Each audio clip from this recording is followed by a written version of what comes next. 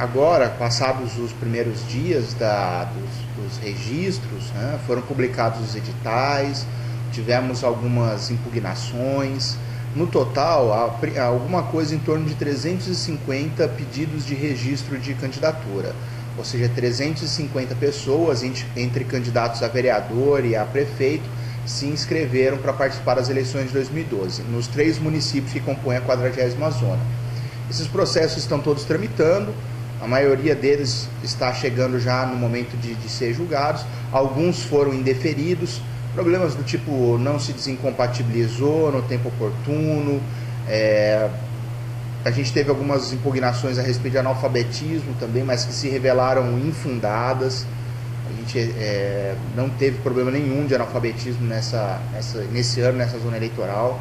Tivemos uma impugnação também relativa à lei da ficha limpa, essa infelizmente foi acolhida, né, esclarecendo que nesse caso a impugnação com base na lei da ficha limpa, ela se deveu em razão de uma condenação proferida já por órgão colegiado, ainda que a decisão não seja final, ainda que ela esteja sujeita a um recurso dentro do próprio Tribunal Regional Eleitoral do Estado de Mato Grosso, como também para o Tribunal Superior Eleitoral em Brasília, mas o fato é que já havia um pronunciamento jurisdicional de 2º grau, emanado por órgão colegiado, confirmando a sentença condenatória de 1º grau.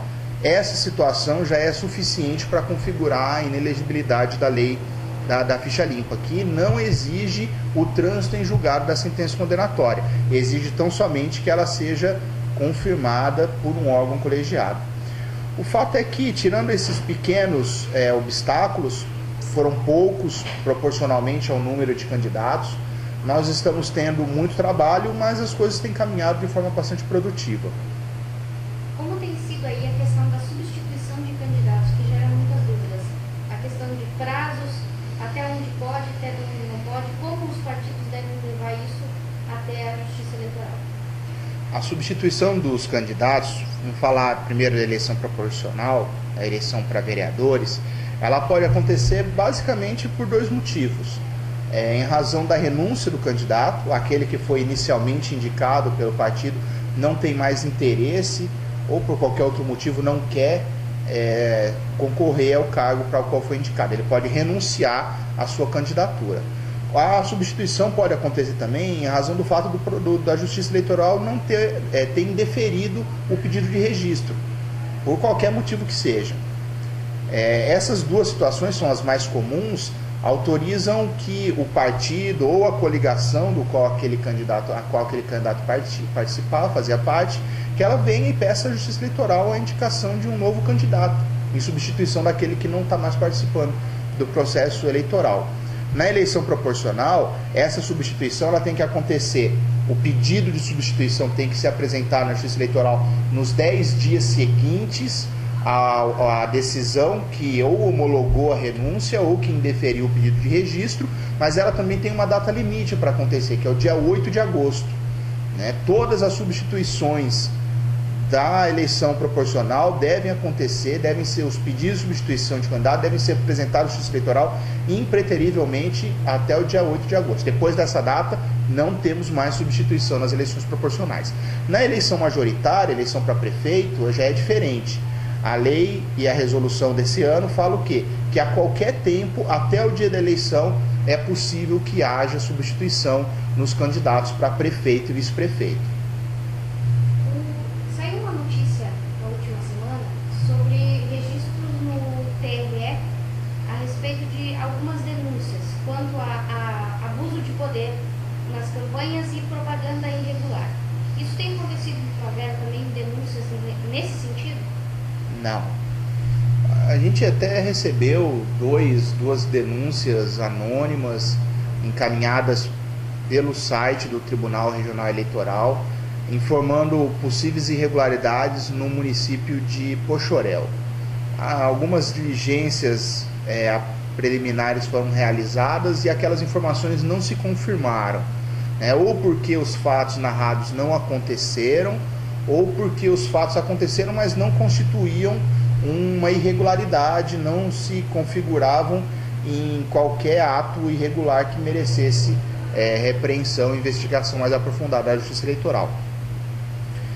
Me parece que os candidatos, as coligações, os comitês de campanha, eles estão ainda numa fase de organização, preparando suas equipes, suas estratégias de marketing, e eu espero também refletindo a respeito da necessidade de se fazer uma campanha que seja pautada na discussão de ideias, que tenha por objetivo realmente convencer o eleitor, expor ao eleitor as propostas, que os candidatos, na verdade, se preocupem em convencer o eleitor e não em fazer nenhum tipo de guerra, e não em fazer nenhum tipo de campanha que, na verdade, seja apelativa. As regras da propaganda eleitoral desse ano são as mesmas da eleição de 2008. Houve mudanças mínimas, basicamente a respeito da propaganda realizada na rede mundial de computadores, na internet. Tirando esse aspecto, as regras da propaganda são basicamente as mesmas, então o pessoal já sabe como funciona. A Justiça Eleitoral preparou uma cartilha muito minuciosa a respeito do que pode, o que não pode, quais são os requisitos da propaganda, e eu acho sinceramente que nós não vamos ter maiores problemas com a questão da propaganda. O pessoal sabe que não pode fornecer para o eleitor nenhum tipo de vantagem, essa é a grande preocupação da Justiça Eleitoral, evitar a corrupção eleitoral, evitar a compra de voto. Nesse ponto é importante que todos saibam, a Justiça Eleitoral vai ser intransigente.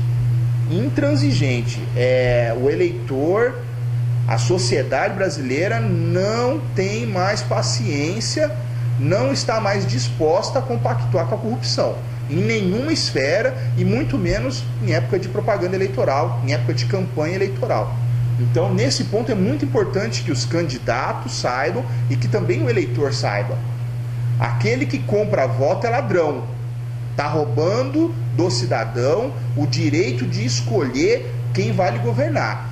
E aquele que vende voto é tão criminoso quanto aquele que compra. Os dois estão sujeitos às mesmas penas, e são penas altíssimas, tanto pecuniárias quanto penas de prisão.